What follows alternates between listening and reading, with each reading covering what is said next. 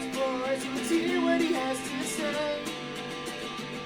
His name is NetsBoy, he thinks the world is all over when the Nets just can't play. What up, Net fans? NetsBoy here, bring your latest in your a little bit more dignity Brooklyn Nets news. All right, I wanted to do this episode yesterday or right after the Knicks game, but things happened. So I'm going to try to get this done and post this as soon as I can. It's currently November 11th, and the Nets have officially announced that Jacque Vaughn will be the head coach moving forward for the Brooklyn Nets. And I am so relieved. I mean, after my last NetsBoy episode, I was on the cusp of just giving up on this team completely. I was so disgusted with everything that had transpired and all these things. But since then, the Nets have, suspended Kyrie Irving.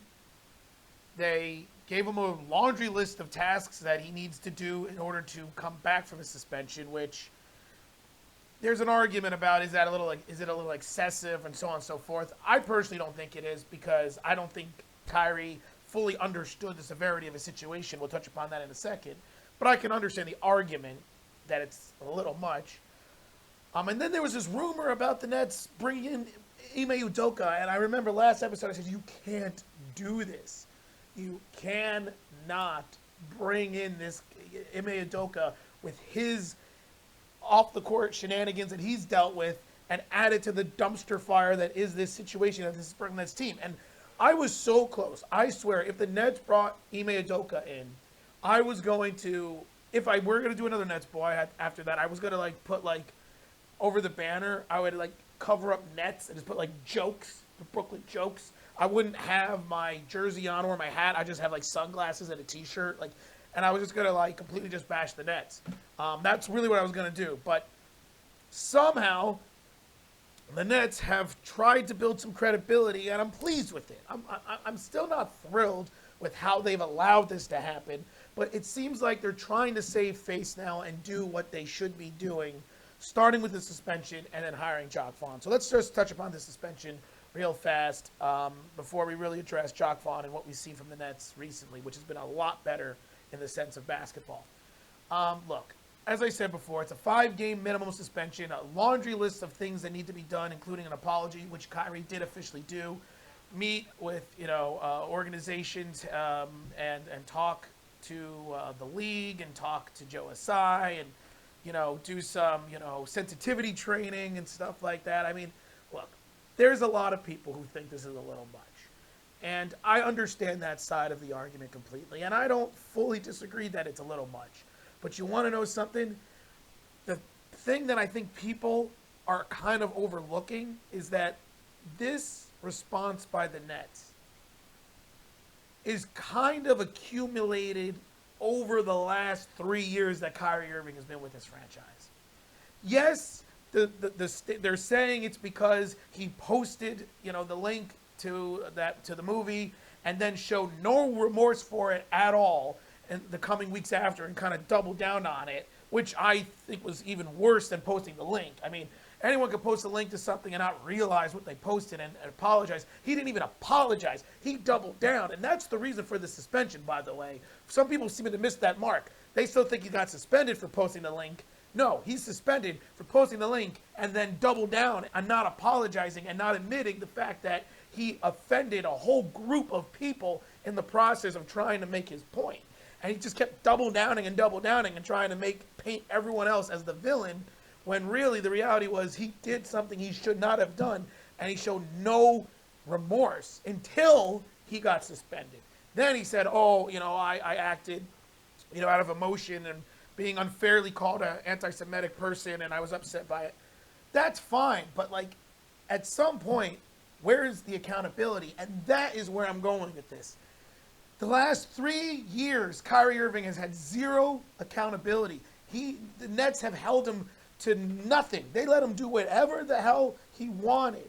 The only reason why that vaccine situation happened wasn't the Nets necessarily. It was the city of New York. And as we also know, the Nets ended up bringing him back for road games after they said, no, you can't play for half, for the season. You're either full-time or no time. And then they said, oh, no, you'll be part-time. The Nets have never disciplined him for anything that he has done from taking time off with the riots to not getting vaccinated to apparently there's reports, I don't know how true they are, that Kyrie Irving used to blow off Steve Nash in his play calls all the time and completely ignore him. There's reports that he ran his own practices. Like, there's all these things that we're hearing, and the Nets never did anything about it.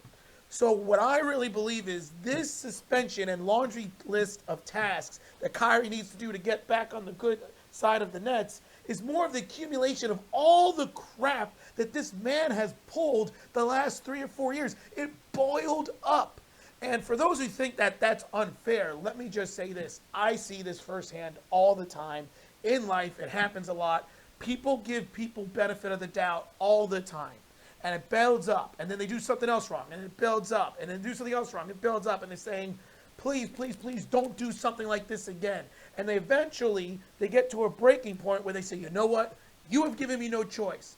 And I am fed up with everything. And until you understand how much I'm fed up with you, you have to do all these things. And you're going to deal with an ultimate discipline and a huge list of things that you need to do to get back on my good side. This happens all the time in jobs, in relationships. Build up. And eventually you hit a breaking point, and then it's the straw that breaks the camel's back, and you just let them have it. And that's what happened here. Is that necessarily right? No. Really, the Nets should have addressed this Kyrie Irving situation way back. All the things should have been addressed the last couple years with him, but they chose not to because they didn't want to alienate him. They didn't want to alienate Kevin Durant. They wanted to win. But now they're finally holding firm. So, yes, is it a little excessive, this list of things that Kyrie needs to do? Yes.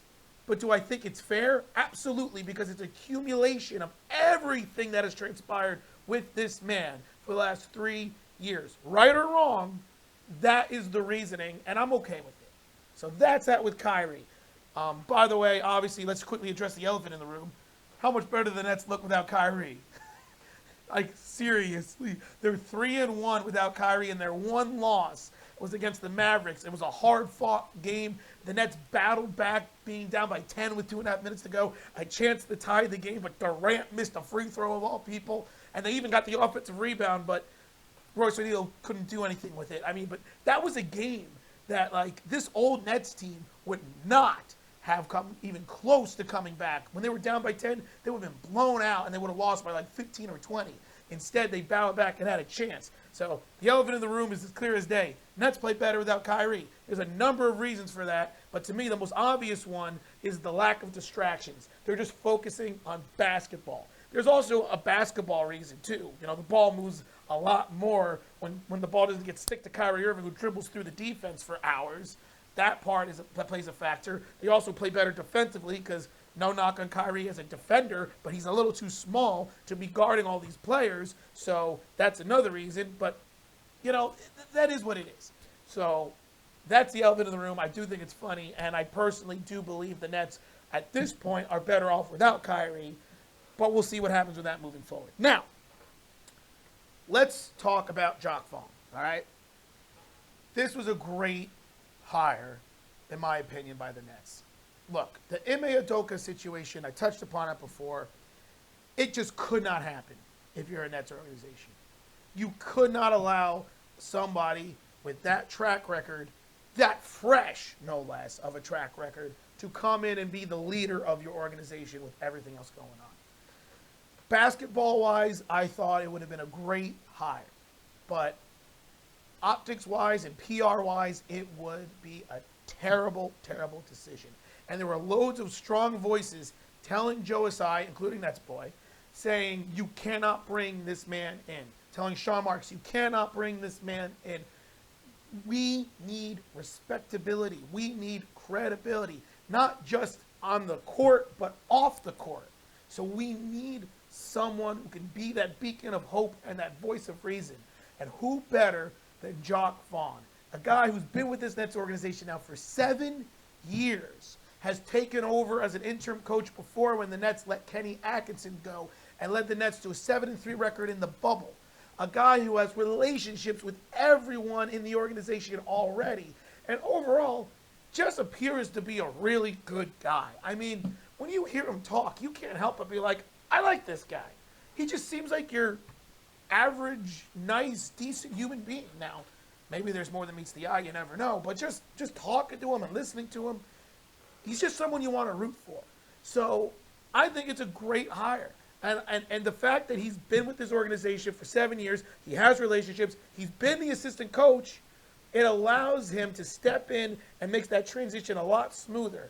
One thing I was worried about was if the Nets went outside and brought in an outside coach. I understand the season's still young, but it is really, really hard to bring in a brand new coach from the outside and try to implement a whole new system and philosophy. Instead, Jacque Vaughn is pretty much implementing the same system and philosophies with a few tweaks to it. For example, we're noticing Ben Simmons is playing the backup five. I said before I wasn't a fan of that. I'm still not a fan of that, but it's been working on the offensive end because now, instead of having two non-shooters in Claxton and Ben Simmons on the court, there's only one non-shooter when it's either Ben Simmons or Claxton, which is allowing the flow of the offense to run a lot better, a lot more ball movement, and a lot more open shots for the three shooters. I don't think it's a coincidence that players like Joe Harris and Seth Curry and Royce O'Neal, we're seeing them shoot better with this new type of offense when it's just one non-shooter on the court. So that's a little tweak, but it's still the same philosophy and defensive and offensive strategies. It's just one little tweak. And I love what I'm seeing from Jacque Vaughn from that. I like this hire. Like I said, it just makes sense. I feel like it wasn't too much of a grasp, and I've been very pleased with what I've seen from the Nets. The last 4 games, they went from one of the worst defensive teams to one of the best defensive teams. They went from a team that struggled to shoot the three ball to one of the better three-point shooting teams. We're seeing the team run through Kevin Durant, which is fantastic. He is the best player on the team. It should be running through him. We're seeing loads of ball movement. We're seeing great screens. We're seeing Claxton being extra aggressive like he's always been. We're seeing Seth Curry finally figuring out scoring 23 points against the Knicks. And yeah, how about that Knicks game? That was fantastic. And I'm mad at myself for not betting on that game. I don't bet on a lot of games. But I said to myself after the Mavs loss, I said, the Nets are going to destroy the Knicks because Kevin Durant will be mad that he missed those free throws. And sure enough, he had a triple-double. Also, I said the whole Nets team was going to be frustrated that they battled back with down by 10 with 2.5 to go and fell short. This team is not the same team from before. And I actually got mad because there were some experts, and I love putting experts in quotes, and I won't name who they are, but they happen to be radio personnel, who had the audacity to say, I couldn't believe the Knicks played so bad against the Nets. That's a team that they should definitely beat. I don't understand. With everything that's going on with Brooklyn, you look at that game, that's a winnable game, and they got blown out. Such a disappointment for the Knicks. And I heard that, I almost called into that show, and I said, are you kidding me? This is clearly a guy who has not watched every Nets game, because you would have seen that this Nets team is completely different than the team from the beginning of the season. It is a complete 180. If this was the team from before, absolutely. But that is just an ignorant sports expert who clearly doesn't actually see all the teams that he's not a fan of. He was obviously a Knicks fan and wanted to focus the blame on the Knicks, who, by the way, the Knicks, I don't know how great they are. They're a game under 500. I think they're an okay team, maybe a team that will compete in the play-in. But in my opinion, the Nets are clearly the better team. And I don't think anyone would have argued that. And if the argument is, oh, no, it's all the stuff off the court and the distractions, then obviously you haven't been seeing how this team's been playing the last 3 games prior to that, because you would have seen this is a different team. Anyone with eyes can see it's a different team. So that just really got me heated, because it's just, once again, it's classic Nets slander and Knicks praise. Even when the Knicks were a disaster, instead of giving the Nets credit and being like, yeah, this makes sense. This is how good this team can be. They're like, the Knicks are just a disaster. How can they let that happen? But then again, that's also the more fancier story, right? Knicks are obviously the big team in New York, so it's more of a story to slander and berate them and say that they played poorly than praise the Nets, right? Because negativity always, it brings up more excitement than positivity, right? That's how the world works. That's why NetsBoy is very angry a lot of the time, because that gets people more riled up than if I'm just like, everything is great. So I get it, but it just irritated me because that Knicks win to me was so predictable. I knew the Nets were going to win. I knew they were going to blow out the Knicks. I knew it wasn't going to even be close because I seen this team hit the point of really being a very good team in the Eastern Conference. That being said, I do want to be clear. This Nets team is still nowhere near where it needs to be or where it's expected to be. And the way it's currently constructed, I don't see them being better than the 6th seed in this heavy and tough Eastern Conference. That's just a fact. So I would like to see this team continue to build. I would like to see more development from more consistent development from Cam Thomas. Edmund Sumner's playing the way he played against the Knicks, continue to play at that level. I need to start seeing something from Ben Simmons. It's kind of tough because now he's kind of learning a whole new position, right? First he was trying to get back into basketball, but now, you know, Jacque Vaughn's having him be the backup center, so it's like I got to learn a whole different type of position, which there's a big difference between being the primary ball handler or playmaker and being the guy who's setting the screens and rolling to the basket and being, you know, an interior player. There's a difference. So I'm still going to give Ben Simmons the doubt right now, but I got to start seeing something from him. I need to see more consistency from Seth Curry. Once again, a great game against the Knicks. I need to just continue to see the high level of intensity that this team is playing at, especially on the defensive end, because they've been phenomenal on the defensive end, switching and rotating and making the right judgment on the defensive end, getting in passing lanes. It's been great to see. I hope it continues. I want it to continue. And if it does continue within about a couple weeks, or maybe by around Christmas time, so a little over a month, this Nets team will be back in respectability category in the NBA. But there's always that big elephant in the room with Kyrie Irving. What the hell's going to happen there? And that could just blow everything up, because if he does return, which he's moving towards that, it's going to be interesting to see what happens. I mean, I'm at this point where if I'm Sean Marks, I really do think about trading him for whatever you can get. Even if it is just Russell Westbrook and a first-round draft pick, and you waive Westbrook, or even you put Westbrook and have him come off the bench. I wouldn't be against that if he buys into that. I wouldn't be against Russell Westbrook being the second point guard coming off the bench and running the second unit. As long as he's not on the court at the same time with Ben Simmons, I'm okay with that. I mean, just some food for thought there. But, like, even if that's the trade and you get a first-round draft pick and get rid of Kyrie, it's almost addition by subtraction at this point. But I'll touch upon that later, probably when Kyrie comes back, and we'll see what happens, and we'll see what happens with this Nets team. Moving forward, they do have a tough West Coast trip, starting with the Clippers tomorrow at 4 p.m. or today, depending when you're seeing the episode. Clippers are a team that's kind of in flux.